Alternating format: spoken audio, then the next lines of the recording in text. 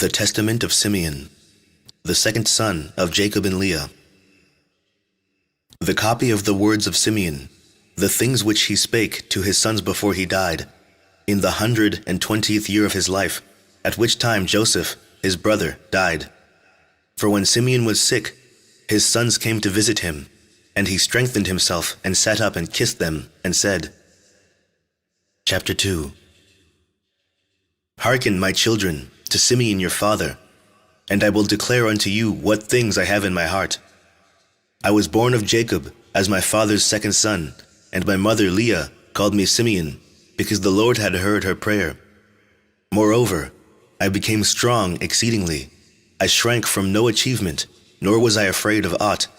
For my heart was hard, and my liver was immovable, and my bowels without compassion. Because valor also has been given from the Most High to men in soul and body. For in the time of my youth I was jealous in many things of Joseph, because my father loved him beyond all. And I set my mind against him to destroy him, because the prince of deceit sent forth the spirit of jealousy, and blinded my mind, so that I regarded him not as a brother, nor did I spare even Jacob my father. But his God, and the God of his fathers, sent forth his angel, and delivered him out of my hands. For when I went to Shechem to bring ointment for the flocks, and Reuben to Dothan, where were our necessities and all our stores, Judah my brother sold him to the Ishmaelites. And when Reuben heard these things, he was grieved, for he wished to restore him to his father. But on hearing this, I was exceedingly wroth against Judah, in that he let him go away alive. And for 5 months I continued wrathful against him.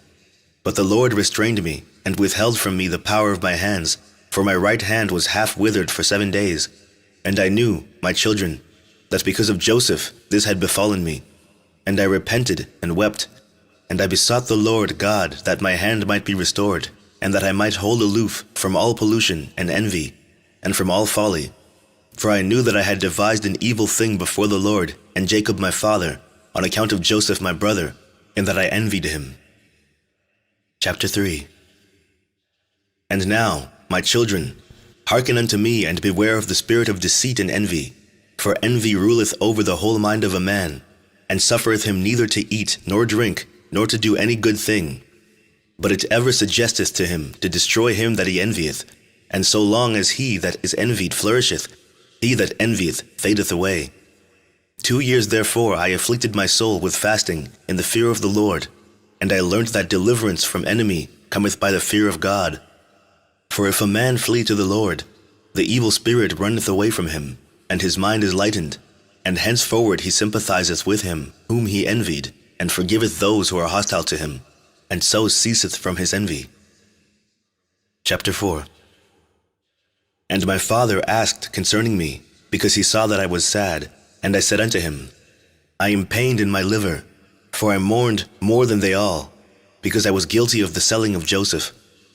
And when we went down into Egypt, and he bound me as a spy, I knew that I was suffering justly, and I grieved not. Now Joseph was a good man, and had the Spirit of God within him, being compassionate and pitiful. He bore no malice against me, but loved me, even as the rest of his brethren. Beware therefore, my children, of all jealousy and envy, and walk in singleness of soul, and with good heart, keeping in mind Joseph, your father's brother, that God may give you also grace and glory, and blessing upon your heads, even as ye saw in Joseph's case. All his days he reproached us not concerning this thing, but loved us as his own soul, and beyond his own sons glorified us, and gave us riches, and cattle, and fruits. Do ye also, my children, love each one his brother with a good heart, and the spirit of envy will withdraw from you. For this maketh savage the soul, and destroyeth the body. It causeth anger and war in the mind, and stirreth up unto deeds of blood, and leadeth the mind into frenzy, and suffereth not prudence to act in men.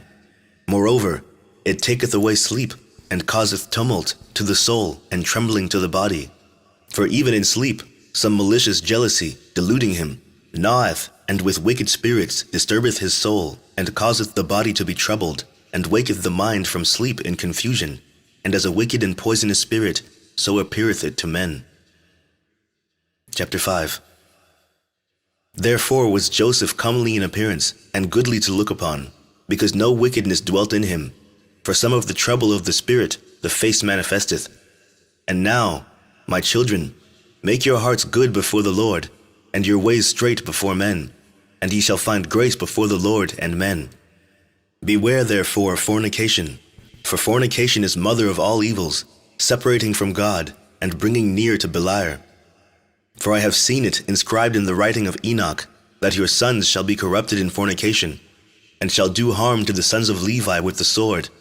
But they shall not be able to withstand Levi, for he shall wage the war of the Lord, and shall conquer all your hosts. And they shall be few in number, divided in Levi and Judah. And there shall be none of you for sovereignty, even as also our father prophesied in his blessings. Chapter 6. Behold, I have told you all things, that I may be acquitted of your sin. Now if ye remove from you your envy, and all stiffneckedness, as a rose shall my bones flourish in Israel, and as a lily my flesh in Jacob, and my odor shall be as the odor of Libanus, and as cedars shall holy ones be multiplied from me forever, and their branches shall stretch afar off.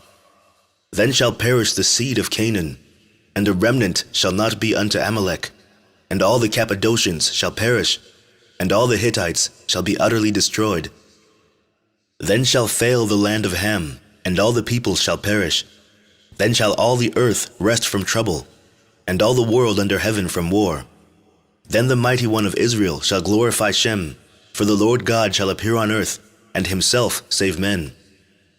Then shall all the spirits of deceit be given to be trodden under foot, and men shall rule over wicked spirits. Then shall I arise in joy, and will bless the Most High because of his marvelous works, because God hath taken a body and eaten with men and saved men. Chapter 7. And now, my children, obey Levi and Judah, and be not lifted up against these two tribes. For from them shall arise unto you the salvation of God. For the Lord shall raise up from Levi as it were a high priest, and from Judah as it were a king, God and man.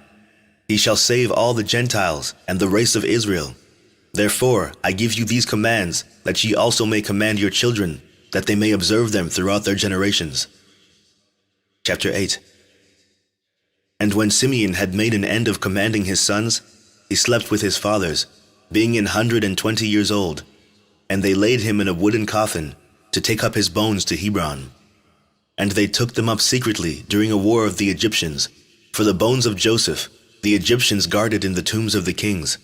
For the sorcerers told them, that on the departure of the bones of Joseph, there should be throughout all the land darkness and gloom, and an exceeding great plague to the Egyptians, so that even with a lamp a man should not recognize his brother. Chapter 9. And the sons of Simeon bewailed their father, and they were in Egypt until the day of their departure by the hand of Moses. The end of the testament of Simeon.